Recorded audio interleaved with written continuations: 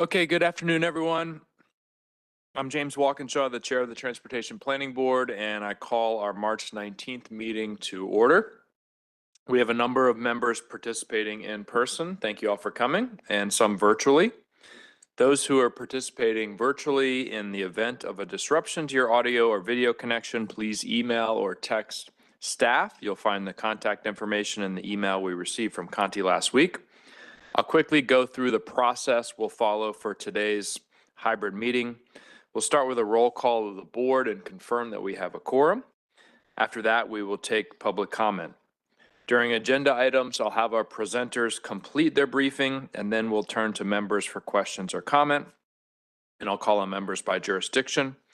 For any items that require a vote, after the presentation of the item, I'll make a motion to adopt the resolution and seek a second to the motion. After that, I'll invite comments or questions on the motion. For the vote, I'll seek only nays and abstentions and take the votes from the rest of the members present as yes. So silence equals yes. Those who are participating virtually, please use the raised hand icon and staff will make a note and help me to call on you. Since it's easier, I'll first call on those who are here in person and then those online. Lynn, can you help me identify members who are online in case I can't see them here on the screen?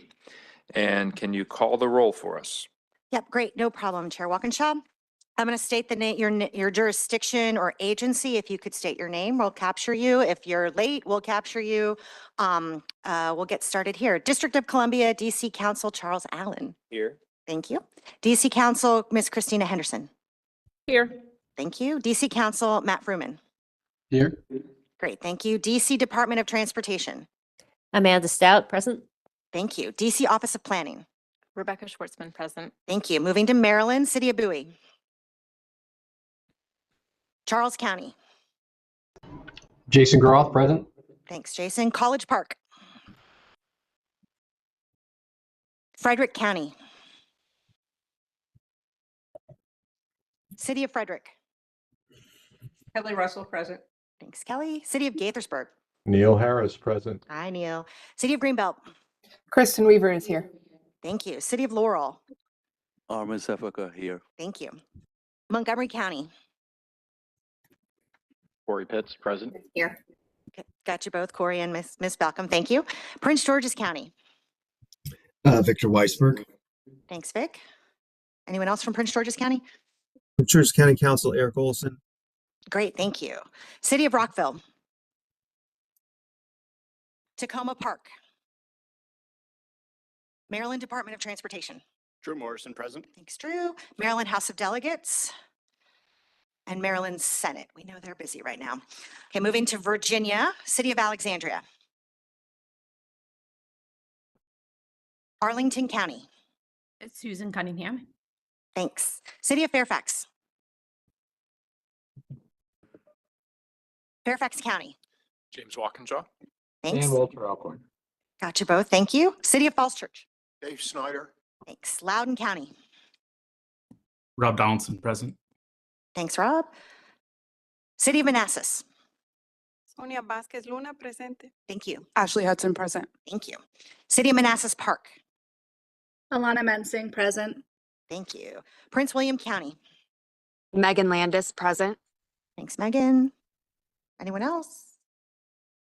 Virginia Department of Transportation. Maria Senior, present. Thank you. Virginia House of Delegates. Virginia Senate.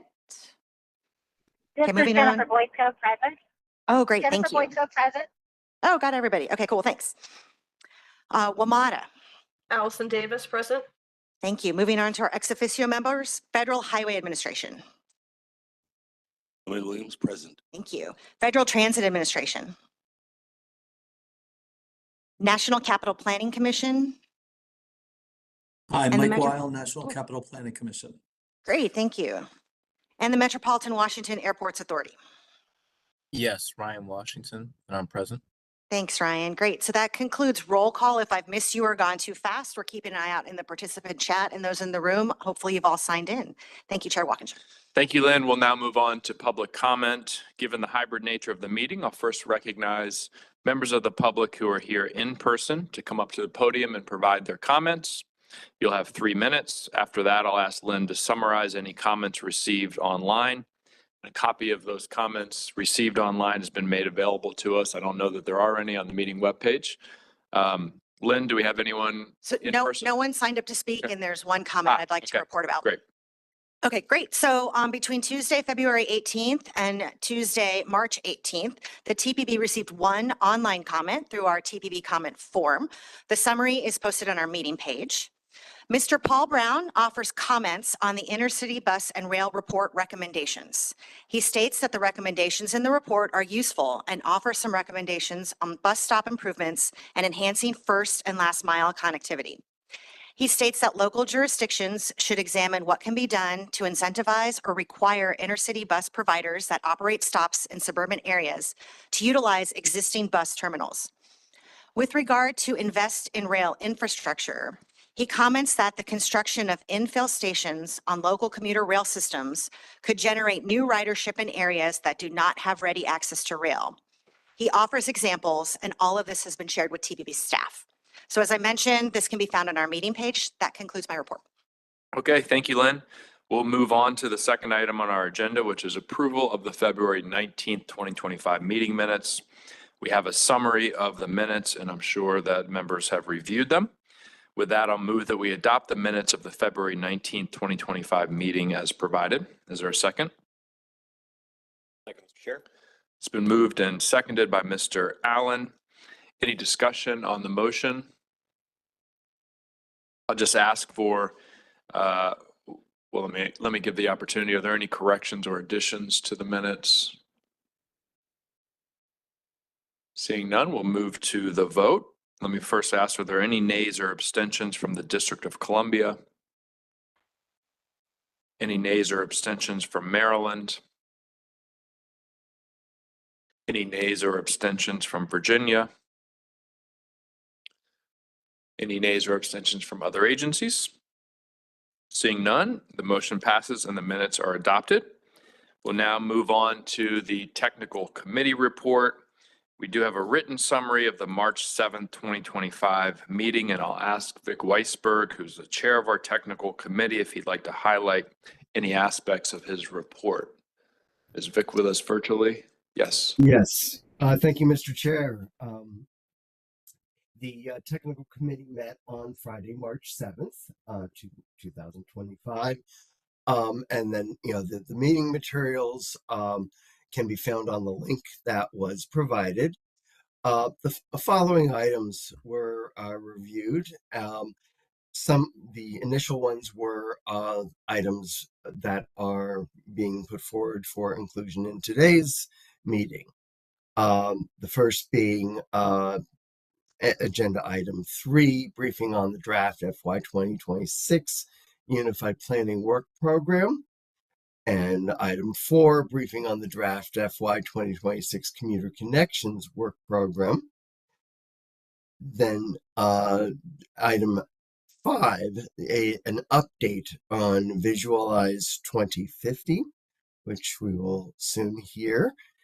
In addition, the following items were discussed. The MWAC Environmental Justice Subcommittee and EJ Air Quality Action Plan, as well as other business items, including an update on Maryland Carbon Reduction Program solicitation, and upcoming solicitations on the Transportation Alternatives Set-Aside Program, known as TAP, and an update from Conti on recent federal actions, and as well as a staff update. With that, that concludes my report of the technical committee. Thank you. Okay, thank you, Vic. Any questions for Vic? Anyone online can just raise your hand if you have a question for Vic.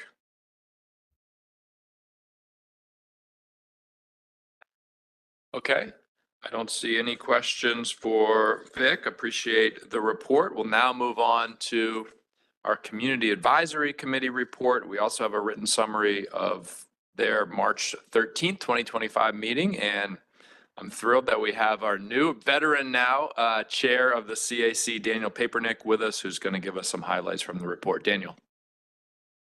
Good afternoon, and thank you, Chair Walkinshaw. The CAC met virtually on March 13th, and the meeting featured an orientation on Visualize 2050, a presentation on the TPB Access for All Advisory Committee recruitment, and the DMV Moves update.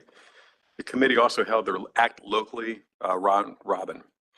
The CAC received a thorough review of the Visualize 2050 planning process, and key takeaways included an explanation of the zero-based budgeting process this update is undertaking, which has yielded a more accurate database of projects.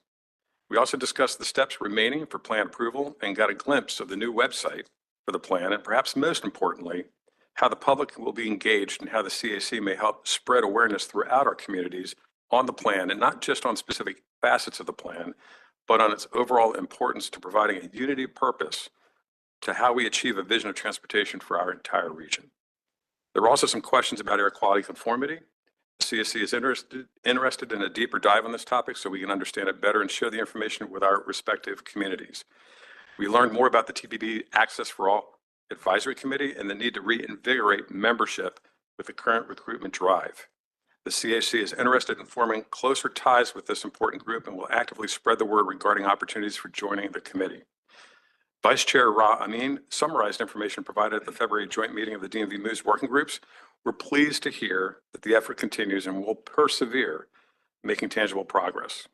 And during our Act Locally round robin, members shared their ongoing work including spreading the word about the Bike to Work Day that's coming up next in May, and participating in discussions on the Southside Express Lanes extension and learning about complete streets, and riding public transit more to inform our participation in DMV Moves. I invite TPB members to read the CAC report for more details about our discussions. That concludes my report, and I'm happy to take any questions. Thank you, Daniel. Any questions for Daniel on the CAC report? I will just say I said to Daniel and the CAC earlier this year when we met that I am very much looking forward to their input on the public engagement process for Visualize 2050 as we finalize it over the course of the year. I think we have a huge opportunity for the CAC to play a very key role in making sure we get that right over the course of this year. So I'm glad to know that you all are already thinking along those lines. So thank you for your work and what you all will do. Okay, we'll move on to steering committee actions and report from our director, Conti. Thank you. Thank you, Mr. Chair and members of the board. You have a copy of my written report, and I'll briefly review the various parts of it, but I'll be glad to answer questions on all of it. The TPB Steering Committee met on March 7th, and it approved 4 amendments to our Transportation Improvement Program, the TIP document. And the details of all 4 amendments are on pages 2 through 52. But a quick review of the 4 amendments. The first amendment was at the request of Maryland Department of Transportation to add about $8 million for the Highway Safety Program funds for the modification of the US 340 ramps in Frederick County, and also releasing about $5 million for the I-495 Medical Center interchange in Prince George's County, and also showing funding in future years beyond the TIP period for the project, which are also essentially pushing the completion date of the project from 2025 to 2035. Prince George's County representatives who participated in the committee did express their disappointment with the delay in completing this project, but they were certainly supportive of the funding that's being made available right now for the work to continue. The second amendment was from Montgomery County, which added about $30 million over the 4-year period of the TIP for the Bethesda Metro Station improvements and some additional funding in the years beyond the TIP period. The third amendment was at the request of Virginia Department of Transportation, which is reflecting the funding in the State 6-Year Improvement Program for 2 projects. About $51 million for the construction of the Sterling Boulevard roadway project in Loudoun County, and an additional $95 million for the extension of University Boulevard in Prince William County. Lastly, at the request of the Virginia Department of Rail and Public Transportation, the TIP was amended to add about $17 million for 3 different projects at PRTC's transit. service, and also made some changes to the planned funding for VREs, operating easement and storage facility project. The changes included adding $17 million, but also changing the overall project cost. Next, reporting on the letters sent and received. On pages 54 through 46, you will see copies of a letter of support from the TPB for the City of Gaithersburg's request for congressionally directed spending appropriations for some pedestrian safety improvements in Old Town Gaithersburg. I think this is what previously used to be called congressional earmarks. From what I've heard, the US Congress did pass the federal FY 2025 budget this past Friday, which took us beyond the continuing resolution funding. And from what I understand, that the FY 25 bill did not include any congressionally directed spending projects. You may want to have your agencies look into that. Turning to announcements and updates, as previously mentioned, staff has begun working on substantially updating the membership of the Access for All Advisory Committee. And we are accepting applications. We are doing some outreach. The Community Advisory Committee has also agreed to help us. We would appreciate if you would share this within your community. We are looking for individuals from a diverse group of communities of older adults, communities of people with disabilities, and generally communities that tend to be underserved within the transportation system. If you can spread the word, it will be great.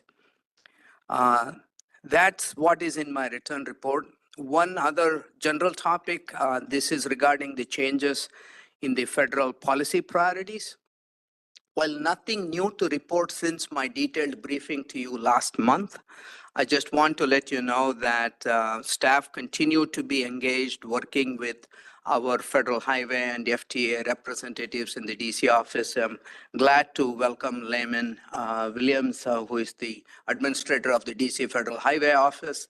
And they've been very available and cooperative with us in trying to understand the emerging policy priorities. We are also actively engaged with the National Association of MPOs. We are also engaged with the National Association of Regional Councils, just monitoring what new guidance comes our way and whether it is to our funding or how our funding can be used, or what program activities can we pursue moving forward. So the state DOTs are engaged in this as well. We appreciate, and if as and any new directions come our way, we'll definitely make sure that the board is briefed on it. That concludes my report, Mr. Chairman. Turn it back to you. Okay, thank you, Kanti. Are there any questions for Kanti? I'll start with anyone in the room. Any questions for Kanti from anyone participating virtually? Go ahead and raise your hand.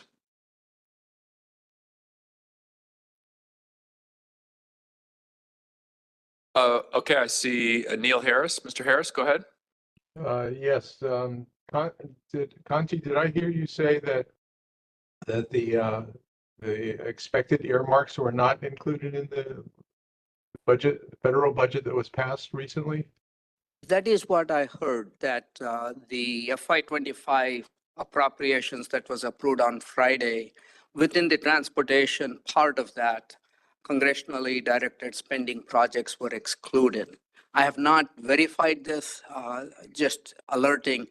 I was in a conference call with other MPOs across the country, and a couple of other MPOs had heard from their congressional delegation that they expect these projects to be in the FY26 bill, and they were encouraged to resubmit projects from FY25 if they had not already been funded.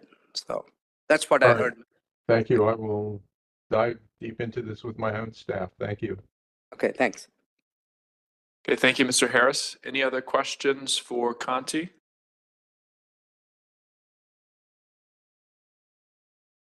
Okay, don't see any.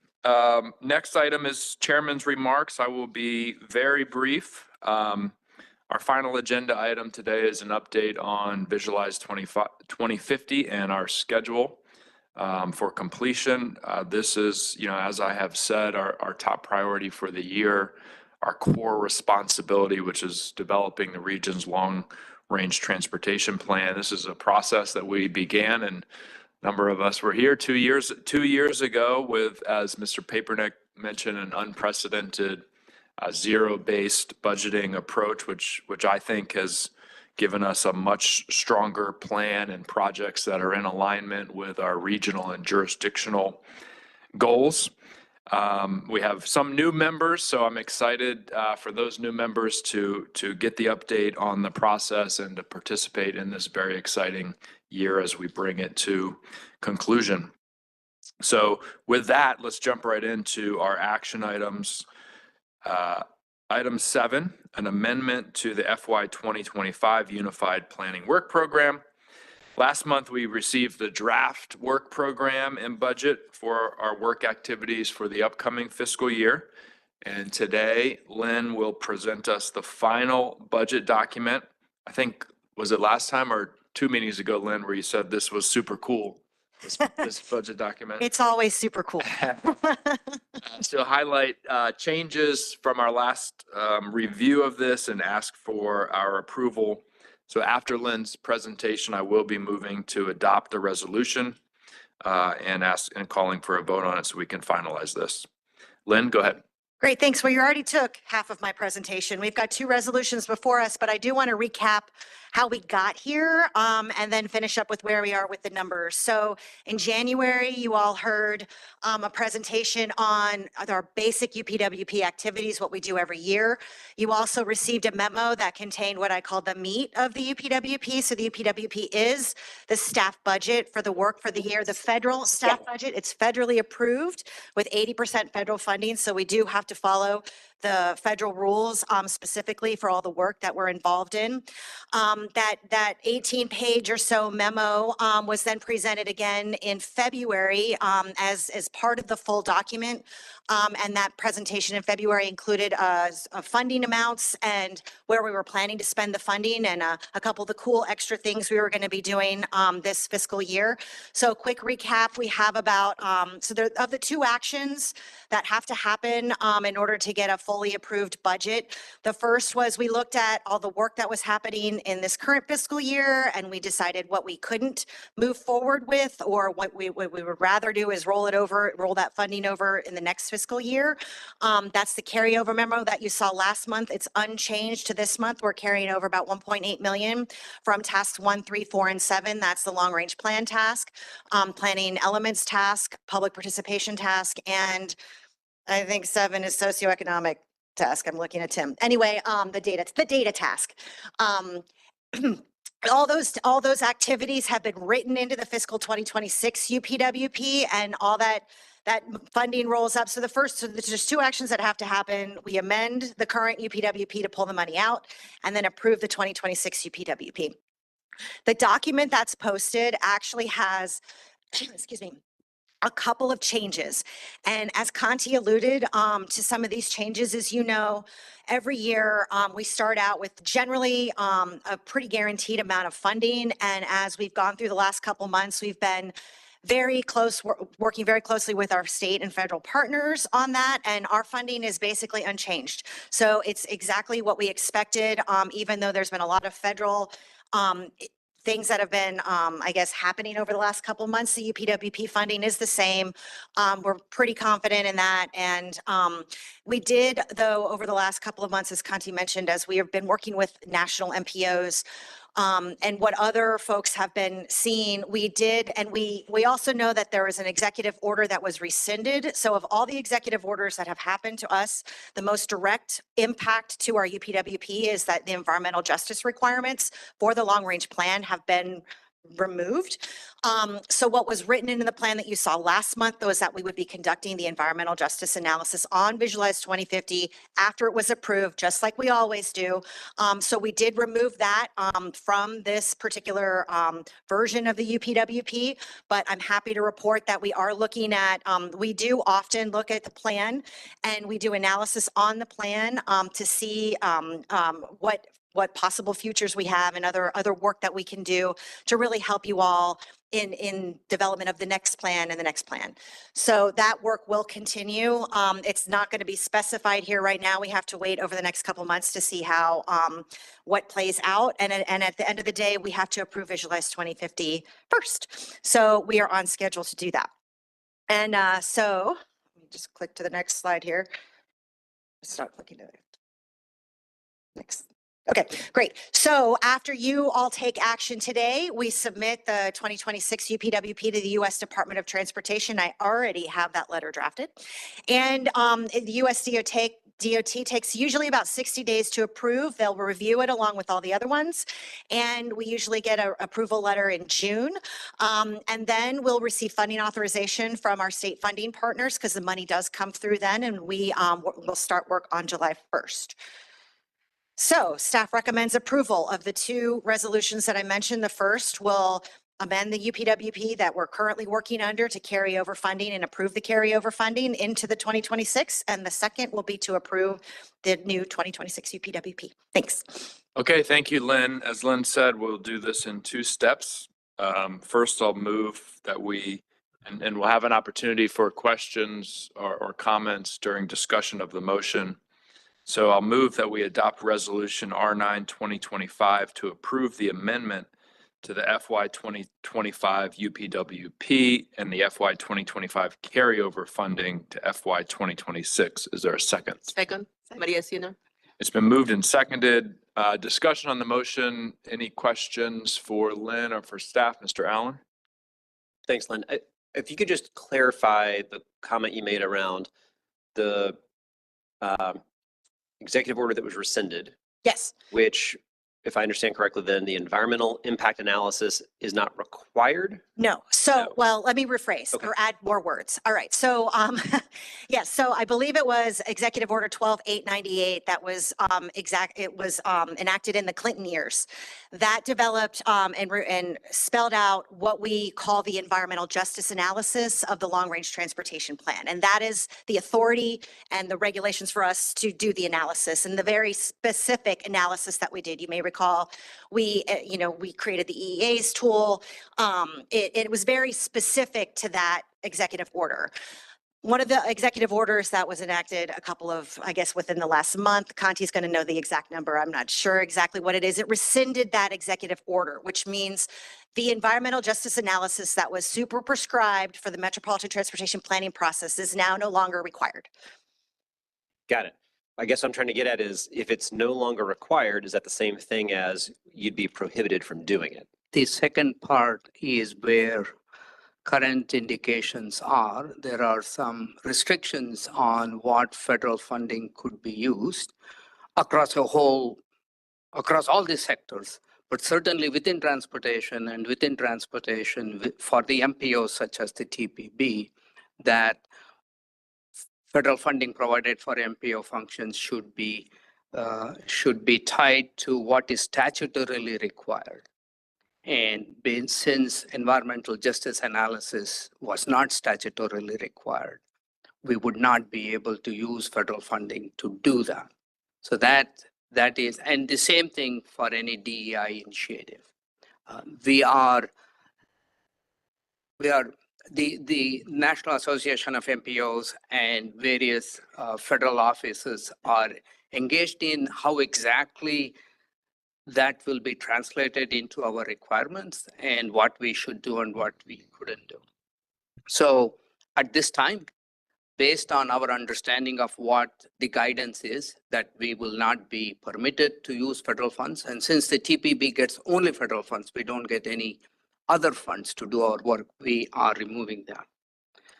If and when we get specific guidance that allows us to do something like that, except the framework is changed, we would be able to immediately add and do that. That's one thing.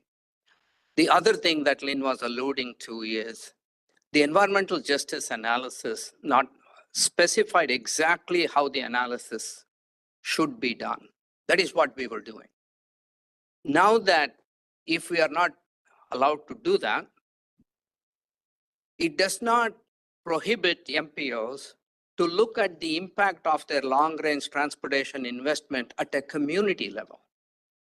We may just not have to look at it through the EJ lens. That is where staff is currently looking at.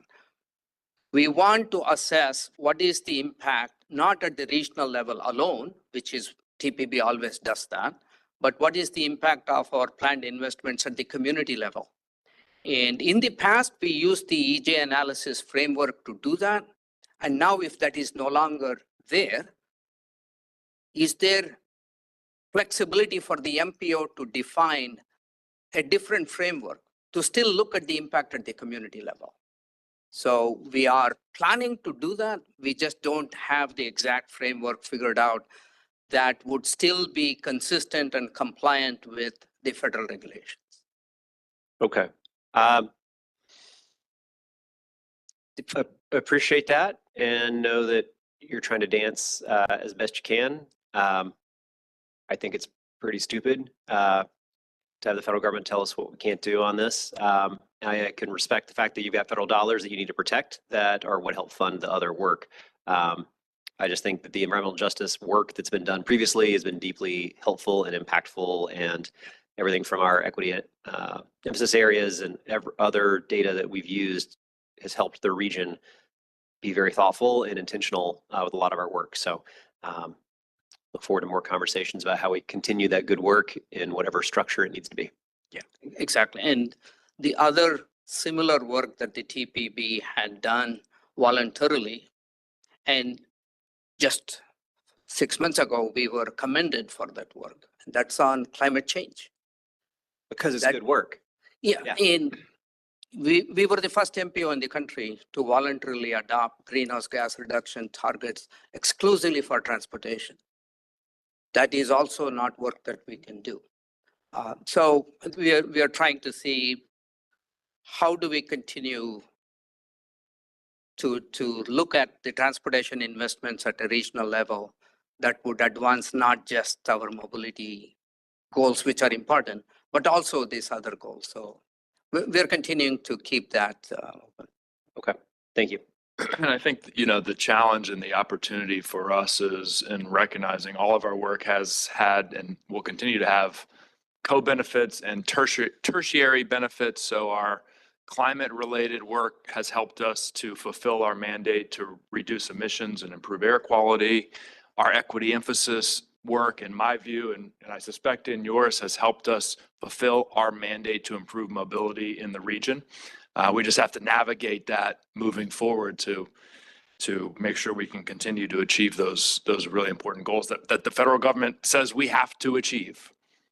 Okay. Other questions for Conti or Lynn? Mr. Snyder? Thank you, Mr. Chair, and thanks for the discussion on both the environmental issues and the equity issues. It's helpful to have on the record that discussion. I guess the third issue of concern to me is safety issues. I'm not sure the federal government has taken safety off the agenda yet. So I'm wondering if, Conti, if you could quickly summarize our safety initiatives. Thanks. Yeah, with the documents that we have been reviewing over the past couple months, safety, there's been no changes or no new policy priorities related to safety. So that's another important element of TPB's work that we are glad we'll be able to continue. There is, however, there is at least one document that we have reviewed where bicycle and pedestrian projects are being given a fresh look with federal funding. So if any of your jurisdictions had received Safe Streets for All grants, and if those grants had bike ped element, I don't know what this means. So we are looking into that as well. I mean, we have transportation and land use connections grant programs. We have transportation alternative programs. So, and many of them have bike ped elements, different parts of it. But looking at safety of pedestrians is okay, but if it is bike ped infrastructure, maybe there is some, it's being re-examined is what I understand. But we'll definitely share any more information we get, any definitive information we get. Okay, thank you, Mr. Snyder. Other questions or discussion on the motion? Mr. Chair. Yes, Mr. Yeah, Olson. it's Eric. Yeah, thank you. I want to thank Mr. Allen for his question. That is what I was hoping to ask as well about environmental justice. And I just want to chime in that I hope that we can continue to analyze in whatever way we can, looking at our communities and the effect. I think that's important that we state that here. So thank you. I understand the challenges with the current administration. And Okay. I hope we'll talk about that more in the future. Thank you. Thank you, Mr. Olson. Mayor Ashton? Yes, thank you so much for the transparency and what you all are dealing with. I want to commend the entire region for the work that's been done on equity areas and climate justice, as well as broader sustainability and Vision Zero. My question is related to COG sets goals that our jurisdictions help to carry out so that we can help meet those goals. And I just was curious in any of those areas how those goals are changing and how that will impact how the tracking and the work that you do with us as jurisdictions. That's my first question. And then related to that, you've also been extremely helpful in terms of procurement opportunities that help jurisdictions to ride. And so I was just curious to see if any of that will be changing. Yeah, thank you, Mayor Ashton. On the first question of tracking the various goals within the region, you're absolutely right. COG and the TPB, although they're different entities, they work in very close partnership in adopting goals, tracking goals. So on the climate, for example, we do have regional multi-sectoral climate goals, greenhouse gas reduction goals. As part of that, outside of the TPB work, COG does a tracking and reporting of how we are doing against that. We do. It takes a couple of years, but every other year we publish an inventory of where greenhouse gas emissions are within our region at the jurisdictional level. We compare it to how we are making progress towards our goals. None of that work will be affected. That will continue. Second, for the transportation within the TPB, since 2010, whenever the TPB has adopted or updated its long-range plan, apart from the air quality conformity analysis, the TPB has instituted something called a system performance evaluation. So it looks at how will mobility, accessibility, land use, all of these, how will they change if we adopt this long-range plan over the next 25 years? We have about a little north of 37, 38 different metrics which we use to evaluate the planned investments. We are planning to continue that. You will see those results in July. So none of that will change. So for all of you as decision makers, you will have some information to reflect on how are we doing on all of these other goals, including emissions reductions. So we will have that on the goals tracking. In terms of supporting and assisting our member jurisdictions secure or go after and secure federal discretionary funds, no plans to change that. Just earlier this month, we issued a letter of support for City of Gaithersburg's application for congressionally directed funding. The TPB has a very multimodal set of policy priorities, and any federal discretionary grant that is available, whether through US DOT or through other federal agencies, we will work with our members to provide letters of support against those applications. Okay, thank you, Mayor Ashton. Any other questions or discussion on the motion?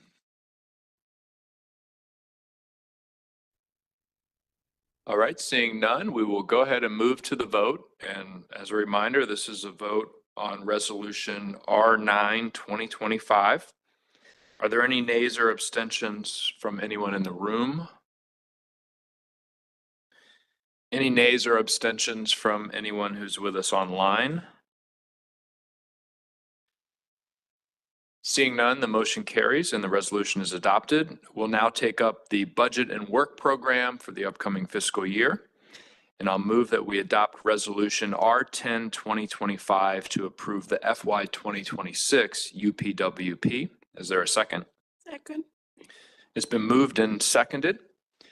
Are there any questions for staff or discussion on the motion? Seeing none, we'll move to the vote. Are there any nays or abstentions from those in the room? Any nays or abstentions from those online? Okay, the motion carries. The resolution is adopted. We'll now move on to our final action item of the day, which is approval of the FY 26 Commuter Connections Work Program.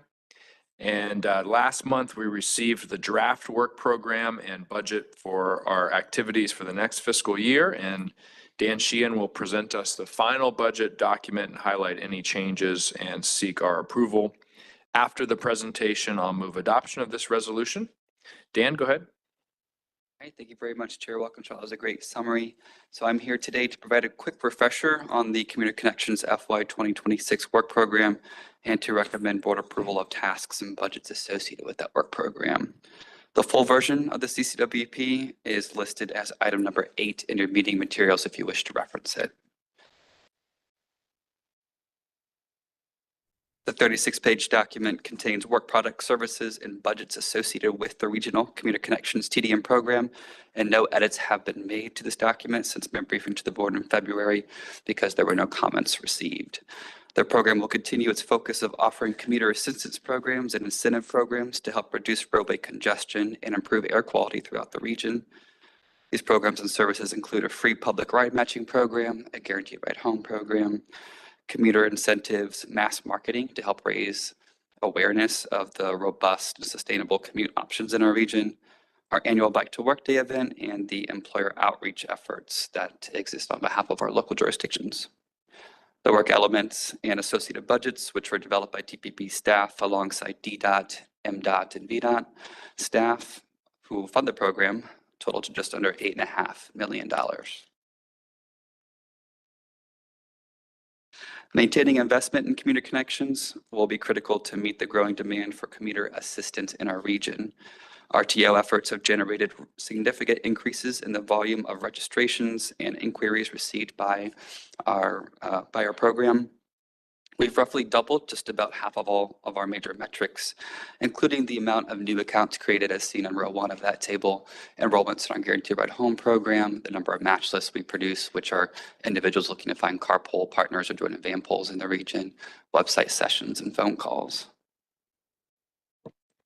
So after that quick summary, I'm happy to recommend staff approval for board adoption of Resolution R11 2025 to approve the FY 26 Commuter Connections Work Program, which will allow us to continue and advance our work activities on July 1st, 2025. Thank you.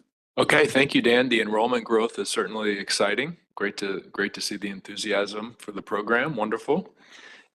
With that, I will move adoption of Resolution R11 2025 to approve the Commuter Connections FY 26 work program. Is there a second to the motion? Second.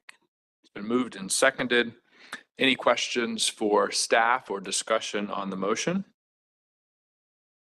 Mr. Chair, not a question. I want to add and take the opportunity to really thank the state DOTs who throughout the COVID period, when commuting dropped significantly, they did not scale back the investment that they were making in this regional program. They kept it. And now with the push for return to office, within 2 months, we are seeing twice or more than 2 times the number of calls on staff, and we were ready. We didn't have to we were ready to respond and provide this service and bring people back to the transit mode share and to carpool and vanpool. So I want to particularly recognize the state DOTs for those 4-year period where they kept the funding level same. Thank you. Great, thank you. They kept the faith. All right.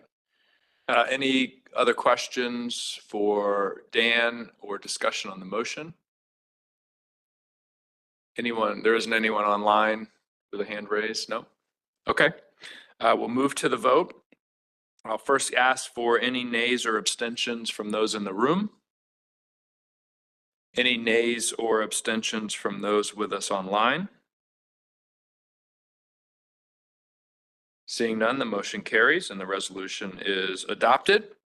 Our final agenda item today is an information item, an update on Visualize 2050 and the FY 26 to 29 TIP. We're going to get an update on the plan, the program development process, and the schedule for completion.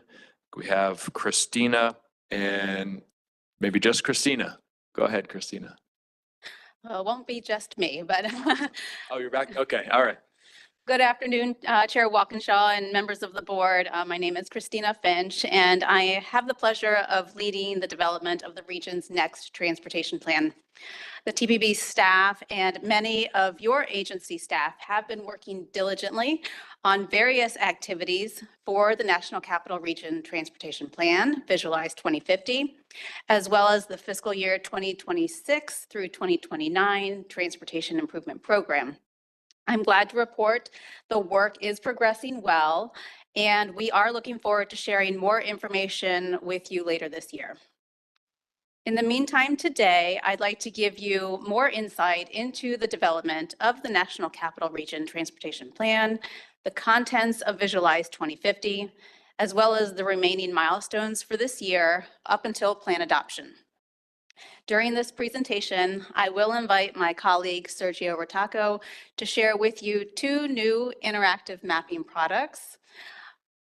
Following my remarks, my colleague Rachel Byerly, TPB's Communications Manager, will unveil the new Visualize 2050 website featuring an updated design and functionalities. To begin, the goal for the National Capital Region Transportation Plan is to communicate current efforts and priorities to provide stakeholders with a common foundation for advancing transportation. By collectively recognizing where we are and where we are heading, we can agree to address shared challenges and strive for a better future. Transportation planning within the National Capital Region takes place in multiple ways in many organizations. Each agency present today conducts transportation planning and programming activities within its own jurisdiction.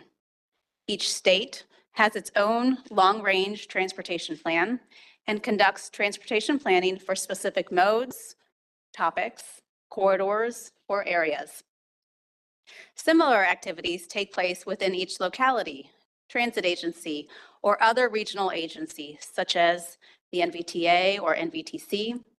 Every one of these planning efforts may contain a vision, goals, and targets that relate to its unique area or topic, and each one also tends to engage the public in some way. All of these efforts come together at TPB. At recent TPB meetings, you have heard Lynn discuss the many TPB planning activities which are described in detail in the Unified Planning Work Program, the latest version of which was just approved earlier in this meeting. TPB's work connects each of those planning activities spanning 3 states, many localities, and transit agencies with the perspectives unique to the National Capital Region.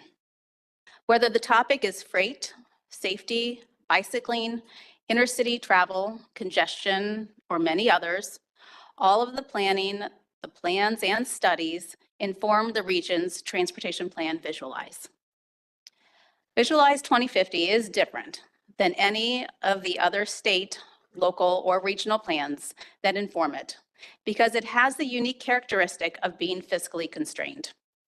As shown on the process diagram, planning at each level must go through a filter of funding availability and project selection, where priorities are established within each respective agency to apply available funding and select projects. Although its name is Visualize, this plan is not an overflowing basket of dreams for the future. Rather, it reflects the reality of anticipated funding, related constraints, and provides a practical picture of what can be achieved through the resources available to solve current and anticipated needs, while also setting the policy direction for future planning efforts throughout the region. So what is the transportation plan? Visualize 2050 is a snapshot in time. Imagine taking a photo. That's essentially what we're doing with this Visualize plan. There have been many planning activities that have occurred previously and will continue to take place after the plan is adopted. The Visualize 2050 plan marks a moment in time and will document transportation conditions today, noteworthy topics to consider now and in the future, financial expectations, and planned expenditures on projects and programs through 2050, and reflect on what the system will be and what challenges will still exist, as well as how we move forward as a region. The plan will start by acknowledging the region's planning area. It will explain what the plan is in general and what this version specifically for 2050 will be. It will also state the region's transportation vision, principles, and goals that have been guiding the development of the plan. The green polygon shown on the map on the screen is shaped by the collection of jurisdictions that comprise the National Capital Region. And this image of the planning area will be woven throughout the plan to indicate where maps will be available to view online. The early sections of the plan will focus on documenting the region's current multimodal system, which provides the foundation for a new starting point to create a better future through many transportation investments from now through 2050. The plan will assess the extent of current elements of the multimodal system and their usage. Included in this section will be the modes you are accustomed to seeing and hearing about, including roadways, railways, bus transit, pedestrians, bicyclists, and micromobility, transportation demand management, and surface connections to air. Other components, which are not as frequently discussed, but important to recognize, are pipelines and waterways, and so these will also be mentioned in the plan. Additional details about the current system, such as a listing of all high-capacity transit stations by mode, including intercity rail and bus, commuter rail, metro rail, BRT, and streetcar, as well as all the region's over 100 bus transit and specialized service providers will be shared on the website. So here is an early release of one product of Visualize 2050, which is an interactive map of the region's existing transportation system as of 2023.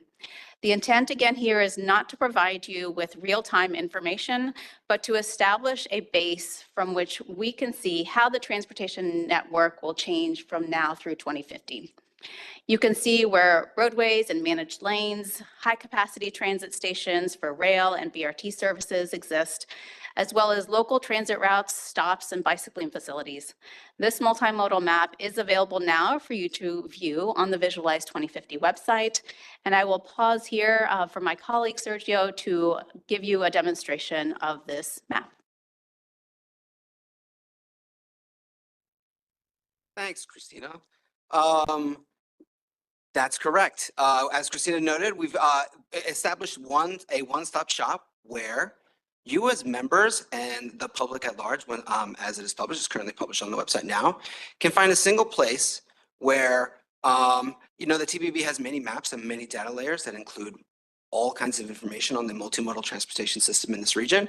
And we figured we could include a one-stop shop where all that information can be found, from park and ride lots to capital bike share stations, high-capacity transit stations, metro rails, your express network, and everything in between, including bike lanes. And as one zooms in and gets closer, the interactive includes more information, We started with a very high-level summary of the region, and as we get closer, more information is included. The bike lanes in this region, bus stops as we knew them in 2023. So we're really trying to get at this point of thinking regionally and then acting locally, where once our visualized 2050 projects are mapped, we can then overlay on top of this product and have a good understanding of where our existing transportation system is, where as a region we're planning new projects, and how those two things interact together. And with that, hopefully I find this as a useful tool for you all and for your staffs and local agencies and jurisdictions. And pass it back to Christina to move on to continue this presentation. Hey, thank you, Sergio. And by seeing the looks on people's faces, I think there is great interest in the product. So thank you so much, Sergio, for working on this. All right, as we move back to the slides, I want to move on to discussing the current system performance. So as Sergio just showed you, we have a very extensive multimodal network that already exists to the benefit of everyone in the region.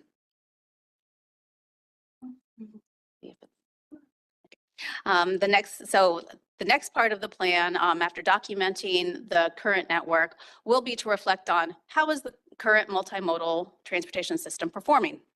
You'll recall many presentations in the past from my colleagues on performance measures and targets.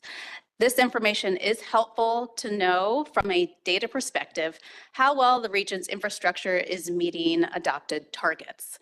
While the region's goals provide a qualitative expectation for the future on topics such as safety, reliability, and maintenance, the targets associated with these transportation topics provide a way to quantify achievement of those goals on an annual or multi-year basis. Many topics have federally required performance measures, and TPB sets its own targets for topics such as safety, which does so by quantifying the number of fatalities and serious injuries on an annual basis. Other topics do not have federal measures, so that's where regionally developed measures help to fill in the gap, such as for the topic of accessibility. While some system performance measures are reported annually, others are only reported on every few years. So Visualize 2050 will reflect the data for federal measures that was available to members in 2023 during the reevaluation of projects and prior to member agencies submitting projects and programs for the inclusion in Visualize 2050. Again, this assessment of current system performance will set a baseline for what the conditions were at the time when member agencies were reevaluating future plans and submitting projects for the Visualize plan. Okay, moving on to societal topics. This word cloud shows there are many other topics that relate to transportation and the ways in which transportation systems impact or interact with many topics pertaining to society at large. Density, health, aging, economy, land use, technologies, and many others are important to think about.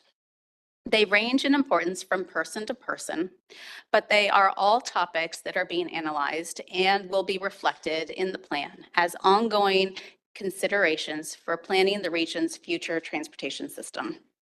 I'll highlight a few topics today. Population, household, and employment information will reflect the most recent work done by COG member agencies to forecast the change through 2050 and reflects a growing region. This information does not consider day-to-day or month-to-month changes taking place currently. Rather, the forecasts span a long-term period of 25 years from now through 2050. In line with these forecasts is the distribution of residents and employees throughout the region and the resulting activity density. This analysis is looking at where the growth is anticipated to occur, to what extent, and where the landscape is expected to remain relatively unchanged. By analyzing where growth is forecast and its relationship to the region's activity centers and transportation facilities, we'll be able to see the relationship between the future transportation system and regional growth. Another topic the plan will also acknowledge is the connection between transportation planning and public health, particularly concerning fatalities, serious injuries, respiratory health, active mobility, obesity, and other health issues, as well as accessibility to destinations which support healthy living. The plan will also reflect on emerging technologies, which are at various stages of use and emergence into society, such as electric vehicles, connected and automated vehicles, and on-demand transit. Another activity TPB has been working on is the environmental consultation process to support member agency project development processes. And we include in the plan possible environmental mitigation activities and potential areas to carry out these activities with the greatest potential to restore and preserve environmental functions. An interactive map highlighting environmental and historic resources with planned projects has been found to be a useful tool to help identify potential areas where mitigation might take place. This allows regional and local staff to compare planned projects with state conservation plans and inventories of natural and historic resources. And so I'll pause here again and allow Sergio to come and demonstrate this interactive map for you. Hi, everyone. Musical chairs here. Hi. Presented on the screen to you is a tool that we provided and created for our to promote a discussion between state, regional, and local transportation officials with their respective environmental resource agency staff to support discussions on regional level environmental mitigation and consultation efforts. We compile data from various state, federal, and local resources, and use common definitions to apply them across this region equally. That include protected lands, green infrastructure, floodplains, wetlands, and historic places. And while currently we use the Visualize 2045 projects, we will be updating this when the Visualize 2050 projects, when they're ready, to help support that regional discussion on where our projects are, where are our protected environmental resources as described and codified in federal regulations, and how those two things can work together in moving forward in this region.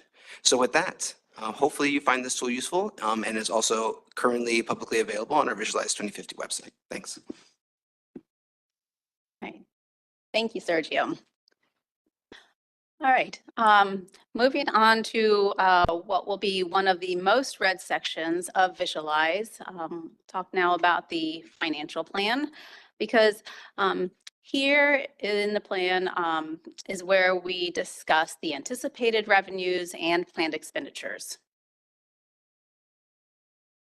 The National Capital Region Transportation Plan, as I mentioned, is different than any other transportation plan in that it recognizes that there is a limited amount of money and priorities must be established to identify what of the many possible projects is important to invest in now through 2050. In that sense, the financial plan is focused on demonstrating how the plan can be implemented. The financial plan will acknowledge what revenues are forecast to be available through 2050, including where funding has already been secured and is being programmed in the Transportation Improvement Program between FY 26 and 29, and what funding beyond that TIP timeframe is reasonably anticipated to cover the planned expenditures. The results of the board directive to develop the plan using a zero-based budgeting framework will be reflected in the projects and programs identified as the plan's expenditures. Staff at member agencies have been working really very, very hard over the last 2 years to reevaluate what was in Visualize 2045 and submit the best projects and programs that align with the TPB's goals. So we are in the final months of the ZBB effort, and I can say that this really has been an extremely valuable exercise.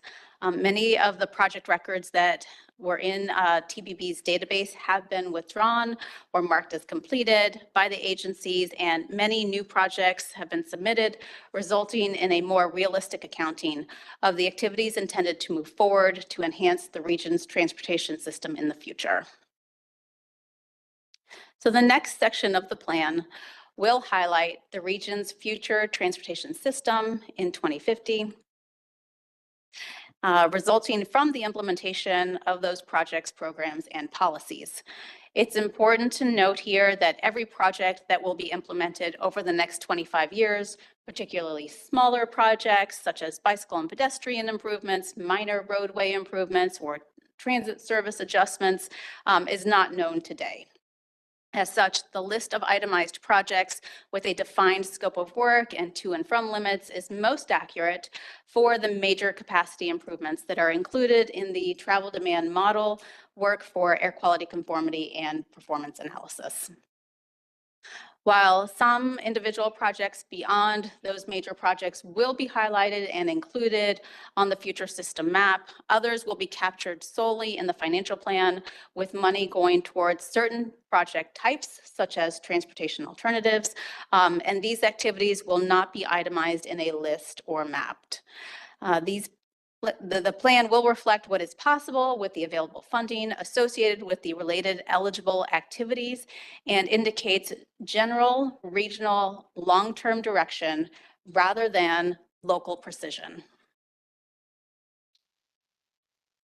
After all these improvements have been executed over the next few decades, one naturally wonders, what will it be like to travel throughout the region compared to today?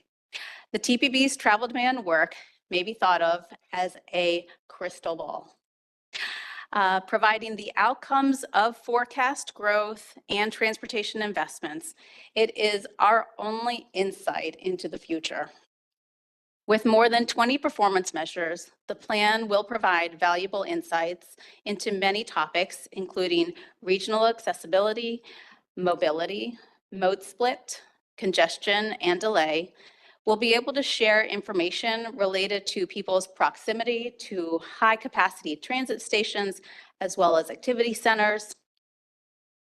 In addition to visualizing the future system and its performance, a primary topic that we must focus on as part of the transportation plan's development is air quality. The region is currently designated a non-attainment area for ozone. As I mentioned earlier, air quality is a public health issue in that it impacts people's respiratory health, and vehicle emissions plays a role in air quality. To comply with the Clean Air Act of 1990, the TPB is required to do an analysis of the Visualize 2050 plan and the FY 26 through 29 TIP to ensure the region's plans for growth and transportation improvements will meet future air quality standards. The air quality conformity analysis occurs concurrently with the future transportation system performance analysis work, and altogether it takes approximately 9 months to code all the technical details, run the analyses, and compile the results. The conformity analysis does not include all projects in the plan or program, rather only the major highway or transit capacity related projects along the model network, such as vehicle lane reductions or additions, roadway extensions, park and ride lots, major transit expansions such as new BRT, light rail, streetcar, or high capacity transit stations. Last summer, when the board approved the major project inputs to include in the air quality conformity analysis step of the plan's development, there was one project, the I-495 Southside Express Lanes project, that had outstanding questions from board members. To allow the 9-month conformity analysis work to proceed and give more time for regional conversations and technical analyses on the project, the board requested TPB staff conduct 2 sets of conformity analysis, one with and one without the project, and the board will revisit this decision point later this year. I will speak more about this topic a little bit later in the presentation. So towards the end of the visualized document, the plan will recognize that everything related to transportation will not be perfect because of this plan that looks out to 2050. Challenges will continue beyond this transportation plan, whether they are general ongoing challenges or a challenge that is unique to a particular location. Reviewing the future system performance and reflecting on major ongoing studies and initiatives taking place now, as well as input from the board and technical committee members, will inform regionally significant topics that are highlighted in this section. On the screen are listed some topics such as congestion, safety, multimodal accessibility, and funding that TPB staff anticipate may be continuing challenges. So moving forward, the plan will conclude by acknowledging the shortcomings and reflecting on the desired performance outcomes associated with the region's transportation goals, while also applauding the many improvements that will make life better for the region's residents, employees, and visitors. A recommitment to the region's vision, principles, and goals, while reinforcing the region's priority strategies to accomplish these goals, address challenges, and meet performance targets, will provide the policy framework for the region to move forward together. So final products that you can expect later this year. There are 4 that are being drafted now and will be shared in the fall. The first is the visualized plan. So the plan is, as I mentioned, a snapshot in time of the outcomes of regional planning activities to deliver a better transportation system. The second is the Transportation Improvement Program, which will include the projects and programs which have secured funding in the first 4 years of the plan. The third is documentation of the TPB's overall and really quite extensive performance-based planning and programming process, explaining how the TPB's planning activities and those of key stakeholders interact and inform the visualized plan and the TIP. And this process documentation will support the TPB's self-certification, indicating the TPB has followed the federal requirements for metropolitan transportation planning. And the fourth is the air quality conformity analysis report for the plan and the TIP. So moving on to the schedule for the remainder of this year. Here we are still at the beginning, the first quarter of the year. We are working with agencies to complete the zero-based budgeting exercise. We really, really appreciate everyone's continued hard work. It's been 2 years of constant engagement and a lot of good cleanup. So just really want to appreciate everyone's work there. We'll be releasing an addendum to the technical input solicitation to guide the financial inputs for the TIP. That'll be happening any day now. And then next month, the board will receive a briefing from the Virginia Department of Transportation on the I-495 Southside Express Lanes project. Then in May, we will have the conclusion of the zero-based budgeting exercise. So everything that we've asked of the agencies will be due then. And then we'll be able to continue with the draft financial analysis of the plan and the TIP. And then we'll move on to finishing the air quality conformity and performance analyses for the plan and the TIP. And all of that really is moving towards July. Mark your calendars now, please, because July will be a big important meeting here at TPB. July 16th is the date. There will be a morning work session followed by the afternoon regular meeting. At both meetings, the draft air quality conformity results, the draft financial plan and system performance assessment, as well as a review of the challenges beyond the plan will be shared. And finally, at both those meetings, there will also be an update on the Southside Express Lanes project from VDOT at both of those meetings. So following July, we're moving into the fall, and September will be the board's opportunity to take a vote on what would have happened last year, but has been extended out through into this year, just to determine what are those major projects that are moving forward in the plan so that we can complete the air quality conformity analysis and produce the draft plan and the draft reports for public review. So September will be the opportunity for the board to decide whether or not the 495 Southside Express Lanes project should continue in the plan's development. And that's working towards a draft plan, a draft TIP, and the draft air quality conformity analysis report, which will all be shared for public review in a 30-day comment period. Starting tentatively, we have the dates as Saturday, October 4th through Sunday, November 2nd. And then following the comment period in October, in November, we will be able to provide a summary of all of the comments and bring that to the technical committee and the board. And all of the agencies that have worked hard together on the development of the plan will be able to review the comments and provide any responses. So the board will be able to review that in November. And all of this is leading up to the end of the year in December, when we will ask the board to consider approval and adopting the Visualize 2050 plan, the FY 26 through 29 TIP, and the results of the conformity analysis through the adoption, approval of the air quality conformity analysis report. And then along with adoption of the TIP always comes the self-certification statement. So all of the process documentation will follow along with that. So we're really looking forward to bringing all of these materials to you later this year, and just appreciate all of the continued collaboration and cooperation with your staffs as we move forward. At this point, I would like to hand it over to my colleague, Rachel, who will share with you our new redesigned Visualize 2050 website.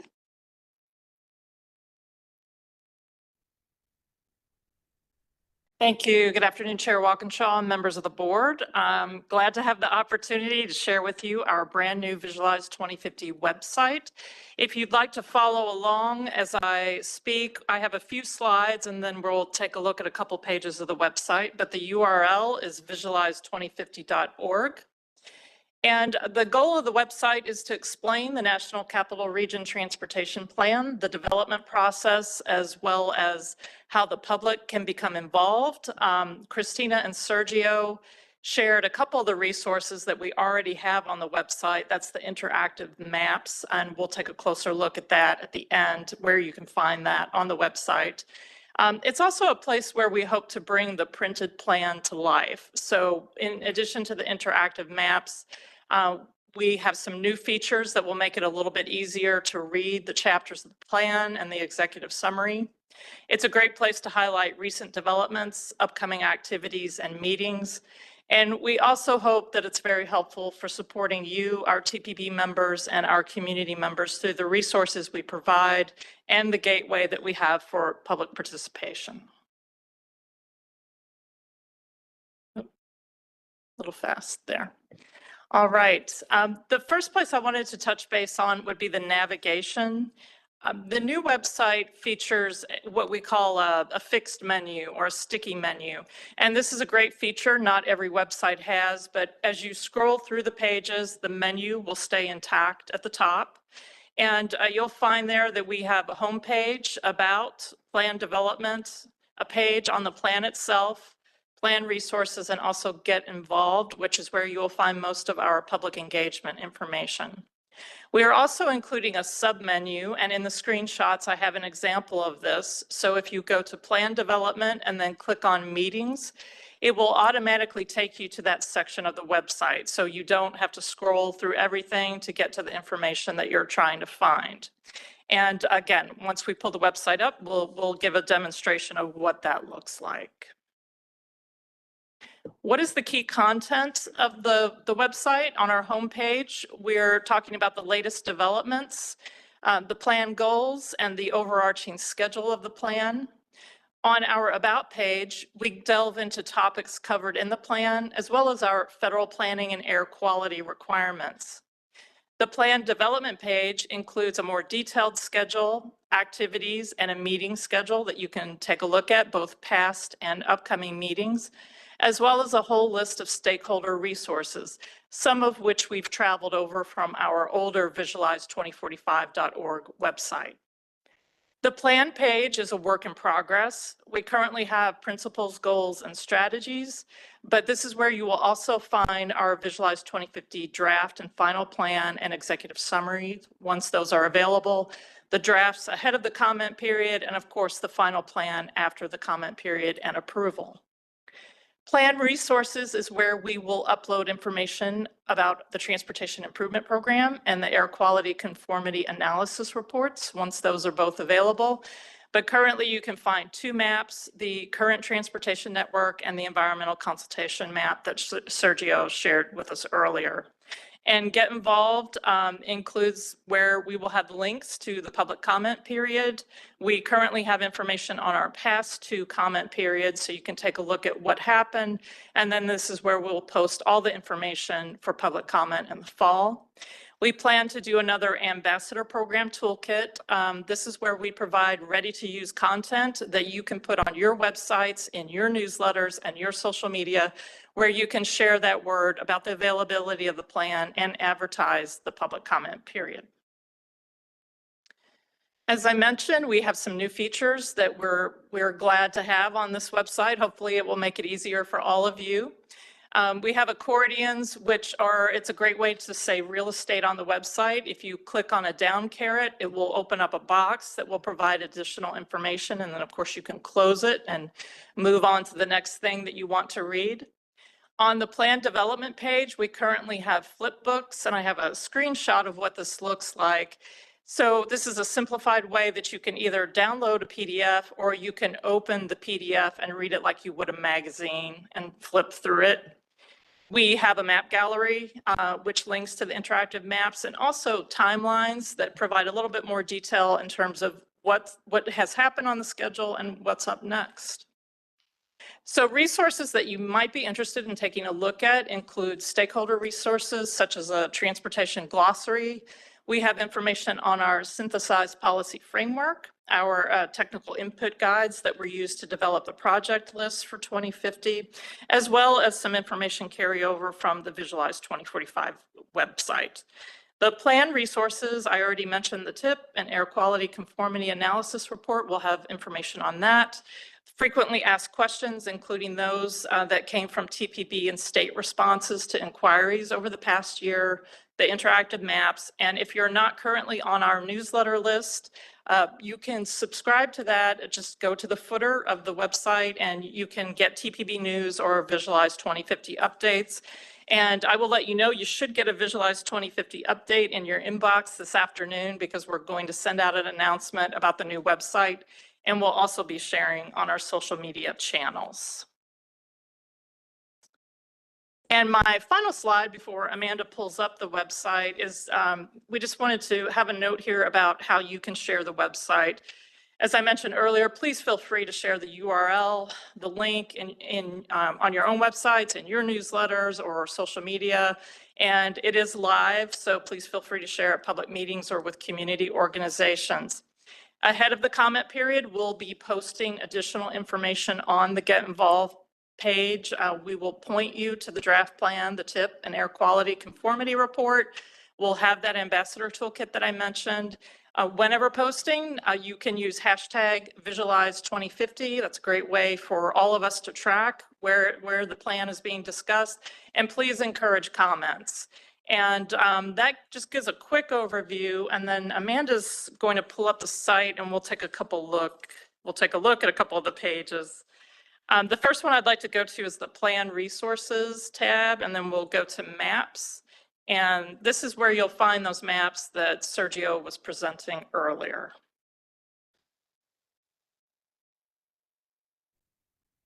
So that will take you directly to the link there. And then the second one to take a look at is Plan Development. Under that tab, if you go to Frequently Asked Questions, that will take you down to those flip books I mentioned. We'll just show what one of those looks like. And again, we intend to use this flip book plugin for the executive summary and the draft plan and the chapters to make it a little bit easier for you to use. And that's a quick overview of the website. We're excited about it. We hope you enjoy using it. And I'm here to answer any questions about it. And I'll also turn it back to Christina for any questions you have in general about the presentations. Thank you so much. Okay, thank you both.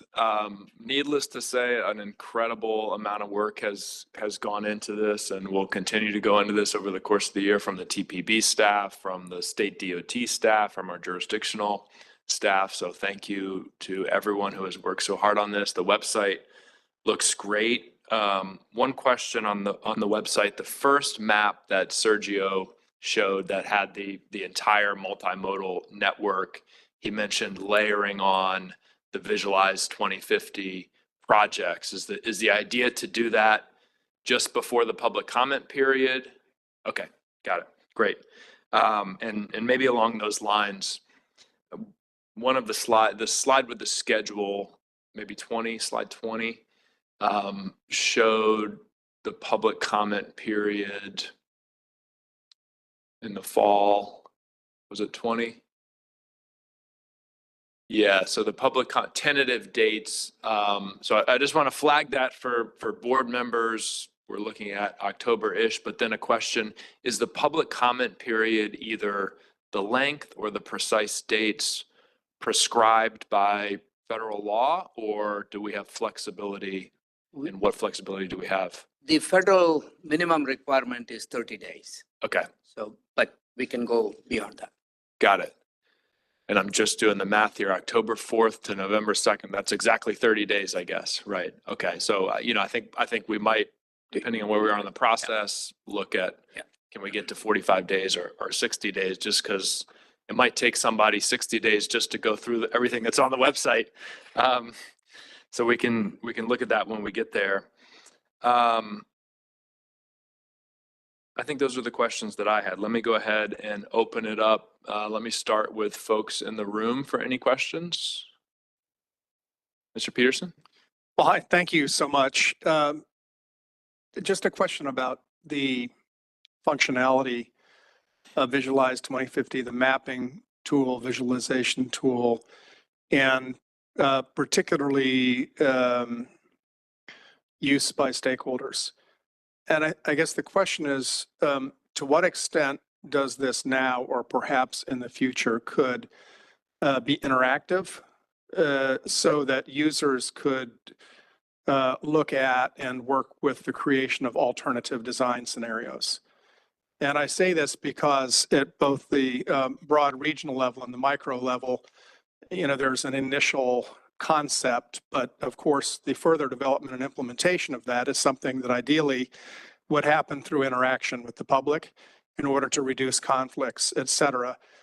So I'm not sure whether you're contemplating that sort of capability within this tool. And just to be clear, that goes beyond merely commenting on plans. This gets to the issue of co-development.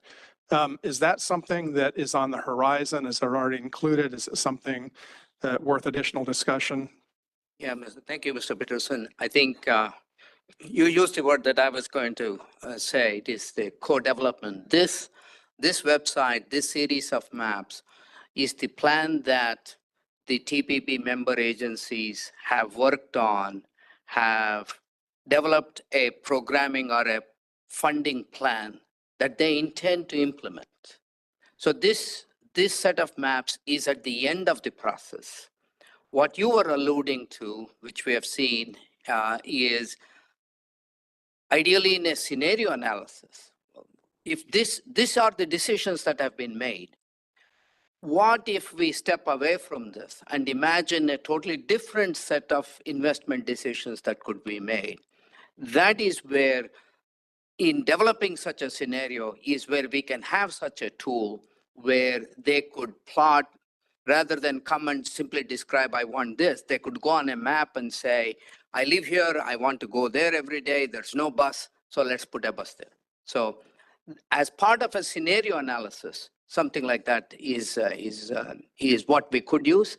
And I think the TPB has done some scenario analysis in the past.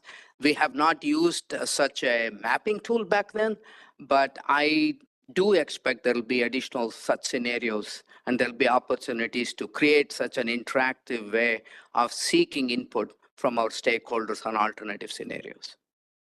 Well, I certainly would support that. I think it's a tremendous opportunity and need. And then just a statement of the obvious, if and as you do that and anything else, and being proactive in terms of including AI would probably be a wise thing to do. Yes, I understand AI can propose its own projects as well. So. Okay, other questions or thoughts from anyone in the room? Mr. Snyder? Thanks a lot. With all that's occurring at the federal level, it seems to me the explanation of the federal element to this will be something that will be very important, particularly during this review cycle. Secondly, I want to call attention, and the agenda talks about the September decision on the south side express lanes. I want to note that VDOT has scheduled some town halls, and commend them for that. And also to ask, because Metro is very much a factor, whether discussions are ongoing between VDOT and Metro. So thanks. Again, I wanted to specifically call attention and thank VDOT for those town hall meetings. Mr. Chair. Senator? Yes, as far as the town halls, they're actually public meetings, and they're going to be 4 on April 1st, 2nd, 7, and 9, one of which is going to be held in Prince George's County, Oxon Hill High School. And everybody that is on this board is getting a letter, being invited to those meetings, as well as we're offering one-on-one briefings if you desire. Also, as mentioned by Christina, VDOT will be here presenting in April, as well as participate at the workshop or, briefing that is going to happen before the meeting in July. But again, we offer one-on-ones if you desire to have that, from VDOT. To the second question about whether we're working with WMATA, yes, we've been having several meetings with them, as well as other stakeholders before these public meetings coming up. Okay, great. Thank you, Mr. Schneider. And I think it's a particularly good point that the plan document itself, I assume we have done this historically anyway, but really kind of point out the statutory framework in which this plan exists and the constraints on the plan, especially in light of recent actions. Okay, anyone else in the room? Okay, let me go online. Mr. Olson. Thank you very much. I appreciate the presentation, all the work that's gone into this. I want to ask about the greenhouse gas emissions and climate assessing progress on those. Will the performance analysis assess whether the region is meeting the 2030 greenhouse gas reduction target? And I know there was some slides about societal whatever impacts or something, but that it didn't seem to be. And I know that TPB has talked about this, and we that is in the plan update that we were supposed to incorporate that. So, can you please speak to that? Certainly. I think earlier on we had a discussion in response to Mr. Allen's question. What are the new constraints on the TPB in terms of what it can do, both with the funding it's made available to them and what it can include in its long-range plan? So what those new constraints are those are totally different. We didn't have those as just 3 months ago. So moving forward, what aspects of some of those work activities, whether it is on environmental justice, whether it is on equity, whether it's on climate change, what can now be included as part of the plan is going to have to be closely thought through, because the plan has to be federally adopted, approved. If the feds don't approve the plan for any number of reasons, all federal funding to every transportation agency will be impacted. So I think we will have to be very thoughtful of what we include in the plan that we send to the USDOT for the review and approval. Yeah. That said, thank you. Okay. Yeah, that said, one of the things that the TPB has done as part of adopting their long-range plan, but in evaluating the plan that they adopt, they started in 2010, so it's been about 15 years. It's not federally required, but it's not federally prohibited as well. So they have been asking for staff to analyze the system performance. As we do that, we have been reporting on a whole host of factors that are not explicitly mentioned in the MPO activities such as land use, density, proximity to high-capacity transit stations.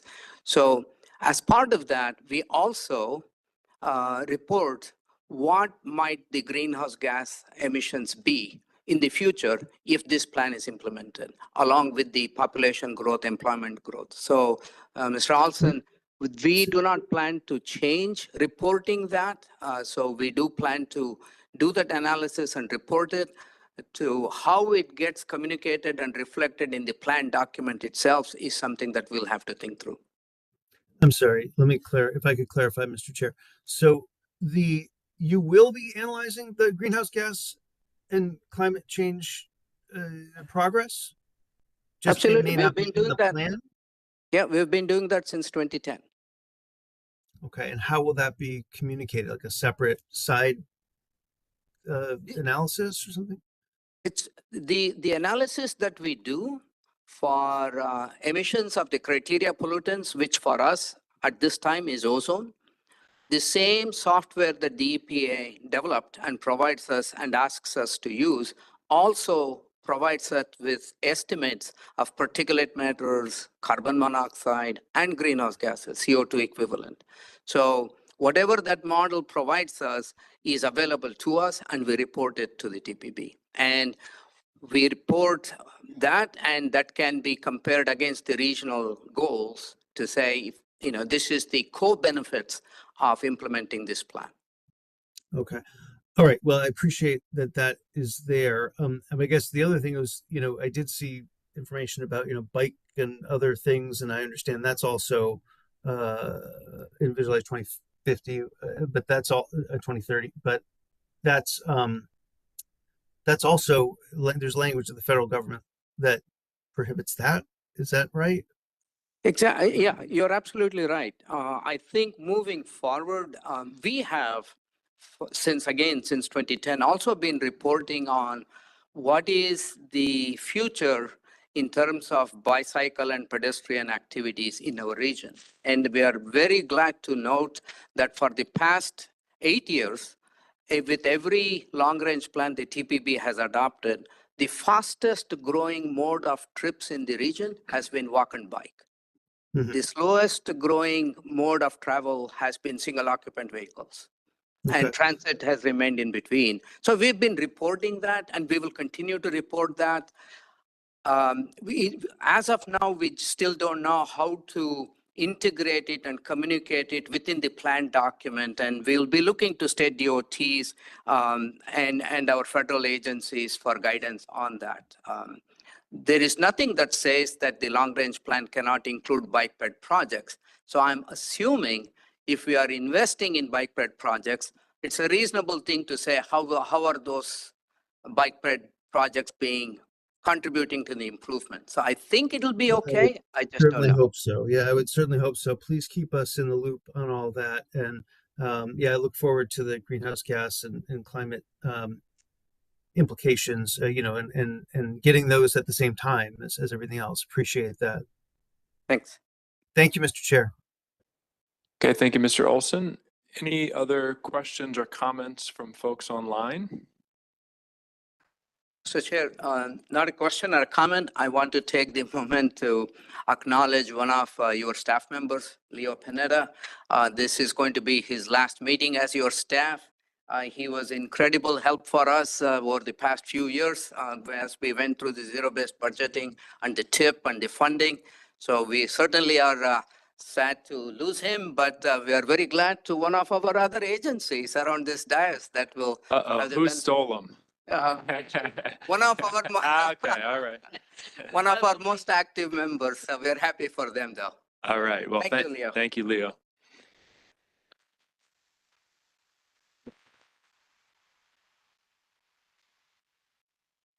Okay. Anyone else online? Anyone else in the room? I don't see anyone. That was our last item for the day. So with that, we will wrap up our meeting. As a reminder, our next meeting will be an all virtual meeting on April 16th. So we'll see everyone virtually on April 16th, and we are adjourned. Thank you, everyone.